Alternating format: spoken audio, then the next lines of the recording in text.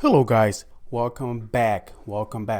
So in the previous video, what we did was we installed PFSense, and then we install this Docker container that just contains the Firefox web GUI, and we did this so we are able to get to the PFSense. Because let me show you my lab diagram so I don't confuse you guys.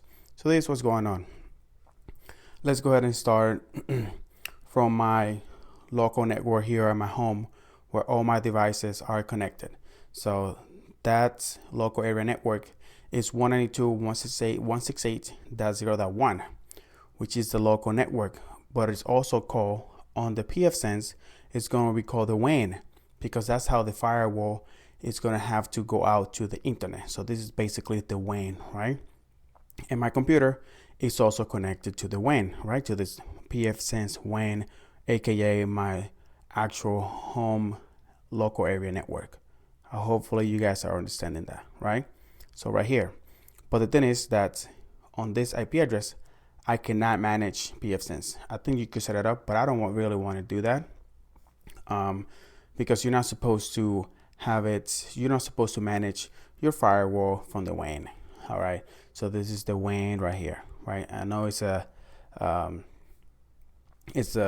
private IP, but since we are behind an actual router right here, it needs to be a private IP, right? Cool. So we clear that out, and then we have the LAN. Now this network over here lives in the Proxmox server, so therefore my laptop cannot get to this LAN because I am not inside the Proxmox server.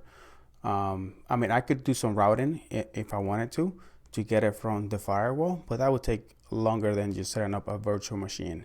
So what I did was I set up a virtual machine that has only running a Firefox browser. I put it in this LAN, and I also connected it to this WAN, right? So now my computer from the WAN is able to connect to it because it is connected to the WAN, right? So you can see right here, right? It is on the WAN 192.168.0.85. But also, this machine is connected to the LAN right here. So that's why I'm able to get to the PFSense at 10.1. Okay, that's how the diagram is going to be. And whenever I do whatever I'm going to be doing later, VPN and all that cool stuff, I'm going to be opening ports on my firewall, and I'm going to be sending that to the WAN of the firewall. And then the firewall is going to, do some NATs and port forwarding, and then it's going to send it to whatever virtual machine it is configured in the firewall. So that's what we are going to be doing. So good. Took me 3 minutes just to clear that out. So let's go ahead and start with the initial configuration of the PFSense firewall. So first of all, to log in, your first time logging in, the user is going to be admin, and the password is going to be PFSense. If you want to save it, go ahead. I don't want to save it right now. Accept. Thank you. Close. So it's asking me to. It is asking me right now to change my password. Let's go ahead and do that. Also, it should have taken me to the wizard. So let's go ahead and do the setup wizard. Okay. This is where it should land you the first time you log in. It didn't land me there because I already logged in, and then I log out just to make sure that it was going to work. Let's go ahead and go next. Talking about support. I don't need support. I'm a network engineer. So over here, whatever host name you want to give. So I'm going to call this, the host name is going to be PFSense.HomeLab. That's what I'm going to call it. For now, let's keep it like that. Invalid host name. Okay, let's just go ahead and keep it PFSense. That is fine. So the default behavior of DNS resolver will ignore, blah, blah, blah. We are just going to keep this open. Just the default, that's fine. For the time server host name, if you want to set that up, you can go ahead and do it. I am not, but I want to actually go to set up the correct one, US Eastern time zone. That's where I'm at. You can select whatever time zone you are.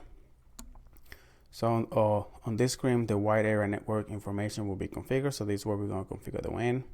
So there's a couple types.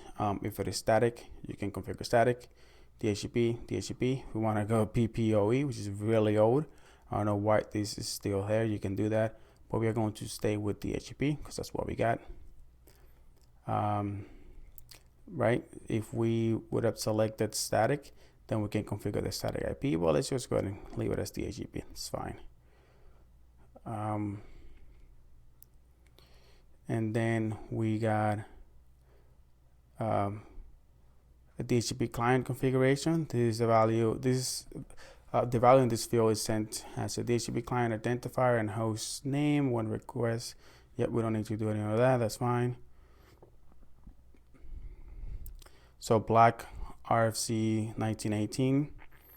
Enter in the WAN. We don't want to do that, right? 1918 are private IP addresses. So if we block this, let's go ahead and take a look at this. Is our 1918. Private IP addresses are RFC 1918.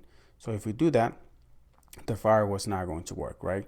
Because this firewall is not the WAN interface of the firewall does not have a public IP. It has a 1918, which is a private IP.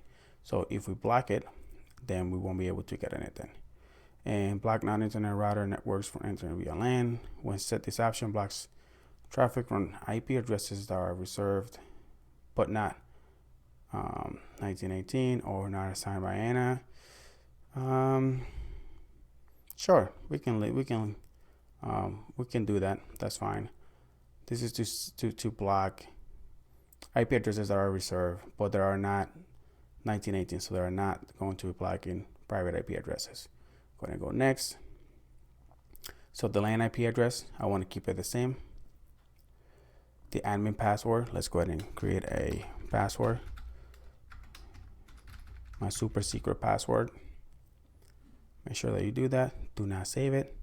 So now we are going to have to do a reload. So you can reload. So it is now reloading. There we go. So we are good. So we have configure. One thing to remember, is that we want to go ahead and check for updates. So we can go ahead and do some updates real quick. So it is trying to retrieve. Let's see if we get anything from here.